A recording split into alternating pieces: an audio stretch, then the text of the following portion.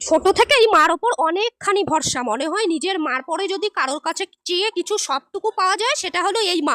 আর আমার বাড়ি যেহেতু হালিশহর, নৈহাটি বড় মার কাছে যাওয়ার খুবই ইচ্ছা ছিল, কিন্তু যেতে পারলাম না, কারণ মনে হলো বড় মার তো অনেক সন্তান, ওখানে গিয়ে কি আমরা ঠাঁই পাবো? আর তারপর মনে হলো সব মাই তো এক, এই মা আর বড় মা সব মাই তো একজনই, তো সেই জন্য আমরা এই মার কাছে গিয়ে ভালো করে অঞ্জলি দিয়ে নিলাম।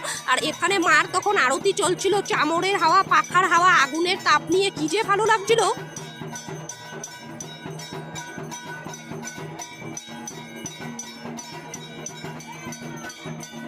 আরতি শেষ হবার পর আমি আমার প্রিয়জনদের নামে মঙ্গল কামনা করে করে মায়ের কাছে প্রদীপ জ্বালিয়ে নিলাম। আর আরতি হওয়ার সময় মায়ের মুখটা এত সুন্দর লাগছিল যে কি বলবো, মায়ের মুখের দিকে তাকিয়ে থাকলে জীবনে যা দুঃখ কষ্ট আছে সব কিছু দূর হয়ে যায়।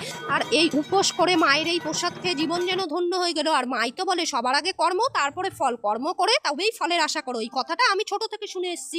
সেই জন্য আমার বর সকালবেলা কাজে গিয়ে তারপর উপোস করে কি যে কষ্ট করে মার পুজো দিল, সেই জন্য আমি তো চাই আমার বরের মনস্কামনা সবার আগে পূরণ হোক। আর আমার মনস্কামনা আমার বর আর আমার প্রিয়জনদের নিয়েই। এবার বলো তোমরা কারা কারা উপোস করেছো?